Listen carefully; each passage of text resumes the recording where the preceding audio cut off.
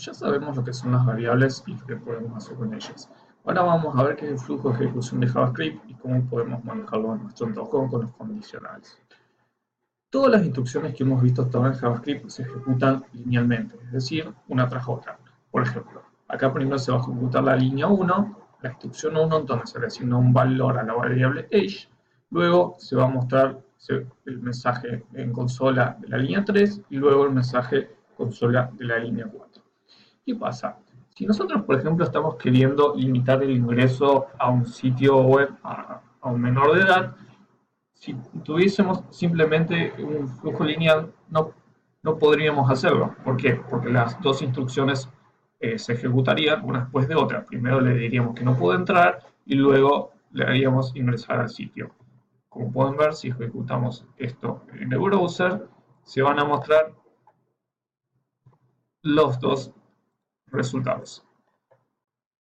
Ahora bien, necesitamos alguna forma de que dicho código, de que una parte del código se ejecute dependiendo de cierta condición. Para esto es que están los condicionales. El primero de los condicionales que tenemos es el if, que puede traducirse como si. La sintaxis es if y f, entre paréntesis va a ir la condición, y luego entre llaves va a ir el bloque que queremos ejecutar si la condición es verdadera. Acá la palabra verdadera es clave y quizás les recuerde un poco a los booleanos o a los valores de verdad. Y esto es porque la condición va a ser una comparación. Es decir, si la comparación dentro del paréntesis o el valor que hay dentro del paréntesis resulta true, se va a ejecutar el código que hay entre el bloque entre las llaves. Resulta en false, el código entre llaves se va a ignorar. Por ejemplo, si decimos si age es menor a 18, vamos a mostrar el mensaje entre llaves, no puedes entrar al sitio. ¿Por qué estamos escribiendo el código corrido a la derecha? Todo lo que esté entre bloques, un bloque es algo que está entre llaves, se escribe de esta forma y se llama tabulado, es decir, se corre un tab a la derecha. Esto nos permite identificar más fácilmente y leer de forma más clara cuáles son los bloques donde empiezan y terminan. Porque si ahora es fácilmente leíble, pero si tuviésemos mucho más código, se nos complicaría leer y entender dónde empieza y dónde termina cada bloque. Entonces, cada vez que abrimos un nuevo bloque de llaves, corremos el código, un tab a la derecha. Ahora bien, supongamos que el age es 21. ¿Qué va a pasar? Va a llegar el primer if, va a preguntar si esta condición es verdadera, es decir, si age es menor a 18, que no lo es, entonces, a ver, si age es menor a 18, va a ejecutar este código, pero no lo es, entonces se va a saltear todo el bloque. Todo lo que haya entre llaves no lo va a ejecutar y va a seguir ejecutando linealmente hasta llegar al mensaje de la línea 7. Si por ejemplo esto lo ejecutamos en el browser, vamos a ver que solamente nos va a mostrar bienvenido al sitio. Es decir, se está salteando todo lo de la línea 4. Ahora, si por ejemplo mostramos que ponemos que la edad es menor a 17, esto va a ser verdadero, 17 va a ser menor a 18, por lo tanto va a ingresar acá y nos va a mostrar el mensaje. Pero nos está mostrando nuevamente los dos mensajes. Entonces deberíamos agregar un nuevo condicional. Por ejemplo, si age es mayor a 18, mayor o igual a 18, mostrar el mensaje bienvenido al sitio. Entonces, ¿qué va a pasar? En el primer condicional, age vale 17, el primer condicional, la condición es verdadera, 17 es menor a 18, por lo tanto muestra el mensaje. Sale del bloque, evalúa la siguiente condición del siguiente condicional, si ella es mayor o igual a 18, que no lo es, entonces lo que hay dentro del bloque no se ejecuta. como podemos ver, si recargamos, simplemente nos muestra no puedes entrar al sitio. Y si ahora cambiamos la edad, nos va a mostrar el resultado de la otra condicional, bienvenido al sitio. Entonces, ¿qué pasa acá? Estamos controlando el flujo de ejecución de JavaScript según nuestro deseo y nuestro criterio. Es decir, podemos decir al código que ejecute ciertas partes dependiendo de ciertas condiciones. Esto nos da mucho poder a la hora de decidir cómo armar y cómo va a ser recorrido nuestro código. Con esto tenemos la capacidad de realizar decisiones con nuestro código y de decidir para dónde queremos que vaya el flujo de ejecución dependiendo del caso que se dé. Ahora bien, un pequeño detalle. Los bloques no terminan con punto y coma porque no son instrucciones. Las instrucciones en JavaScript son lo que terminan en punto y coma, que no es una instrucción sino un conjunto de instrucciones. Por lo tanto, cuando cerramos llaves no hace falta que agreguemos punto y coma. Otra cosa, dentro de un bloque de ejecución puede ir todo lo que escribíamos fuera normalmente, fuera del bloque. Es decir, cualquier código de JavaScript es válido dentro de un bloque. Podemos incluso incluir otros condicionales y anidados, es decir, podemos anidar, incluir condicionales dentro de condicionales. Por ejemplo, supongamos que agregamos un país, country igual a Uruguay. Y supongamos que queremos limitar el acceso para los que son solamente de Argentina. Entonces, agregaríamos un condicional, un nuevo condicional, donde diríamos country es igual a Argentina,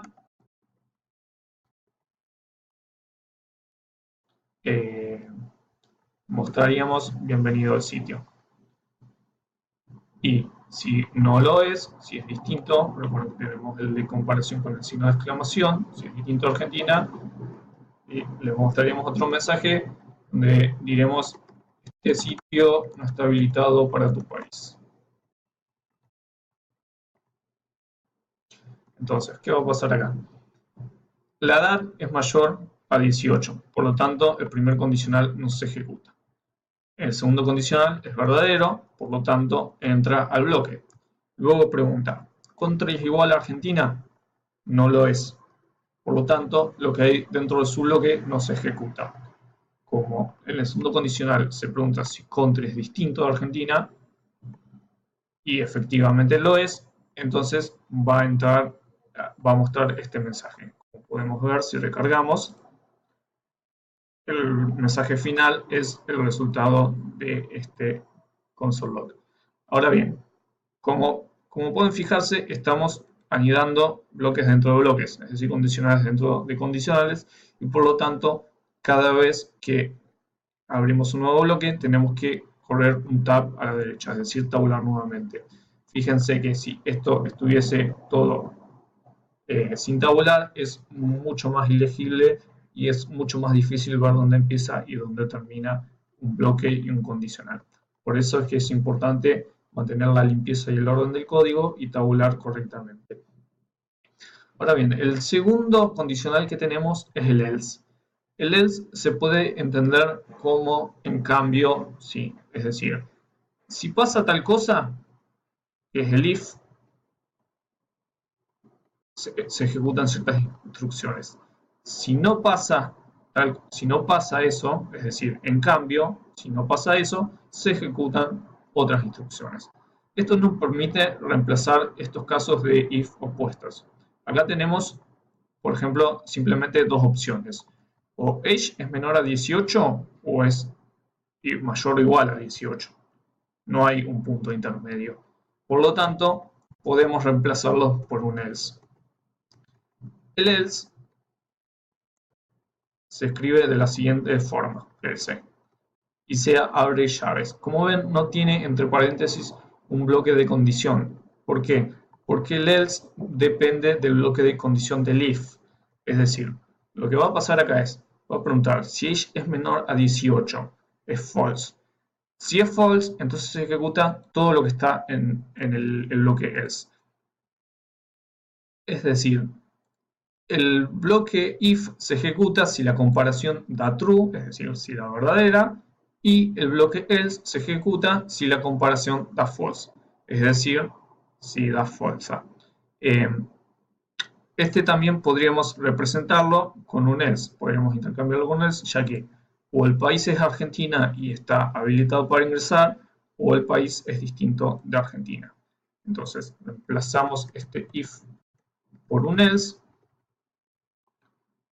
y lo que va a pasar acá es que va a preguntar si el país es igual a Argentina, se va a ejecutar este código, y si no lo es, se va a ejecutar este. Como verán, acá no vamos a cambiar nada porque el resultado sigue siendo el mismo. Va a ingresar al segundo bloque, es decir, al primer else, y luego va a ingresar al segundo else. Lo que nos permite entonces es escribir de forma más clara y más limpia y más ordenada y más reducida cuando un if tiene simplemente dos opciones. Es decir, si una comparación es verdadera, se ejecuta cierto código, y si una comparación es falsa, es decir, el else, se ejecuta el otro. Vemos que el flujo de ejecución de JavaScript deja de ser lineal, es decir, deja de ser una línea recta y pasa a convertirse más bien en un árbol con ramas. Es decir, cada bloque pasa a ser una rama por la que puede entrar y se va subdividiendo en distintos bloques y distintas ramas. Digamos que el código hasta acá es lineal, luego llega este if y se divide en dos caminos posibles. O age es menor a 18 y entra por esta rama, o age es mayor o igual a 18 y entra a esta rama. Si entra en la segunda rama, hay un nuevo if, hay un nuevo condicional, por lo tanto esa rama se vuelve a subdividir en dos ramas. Se abren dos caminos posibles donde country o es igual a Argentina o no lo es. Y así se puede ir subdividiendo múltiples veces. De todas formas, lo ideal es no anidar demasiados if. Como mucho, lo ideal sería no anidar más de 3 condicionales seguidos, porque como pueden imaginar, si empezamos a tener muchos más, el código se empieza a correr todo mucho más a la derecha, nos cuesta entender más dónde estamos parados, cómo tiene que llegar el código hasta ahí, y se vuelve todo mucho más complejo. Generalmente, si nos encontramos en la situación en que tenemos múltiples if anidados, si nos pasamos ya de 3 if anidados, podemos escribirlo de otra forma más limpia y más ordenada, usando otras estructuras que vamos a ver en el siguiente video. Por ejemplo, en casos donde una variable puede tener múltiples valores, si empezamos a incluir un montón de if y un montón de else, se va a volver muy engorroso el código. Entonces, en el siguiente video vamos a ver otros condicionales que nos ayudan a la hora de hacer esto. Así que, en repaso, el if es un condicional, es decir, if que nos permite controlar el código de ejecución, donde entre paréntesis podemos incluir una comparación o una condición, y si esta es verdadera, el bloque entre llaves se va a ejecutar. Si no es verdadera, no se va a ejecutar y va a seguir ejecutando el resto del código, y en caso de que tenga un else, se va a ejecutar el código que haya dentro de su bloque entre llaves. En este video vamos a ver dos condicionales más que nos van a ayudar en los casos en que las variables obtengan múltiples valores. Nos va a facilitar la vida a la hora de escribir los condicionales, ya que en vez de repetir múltiples veces if y else, podemos usarlos y ahorrarnos espacio.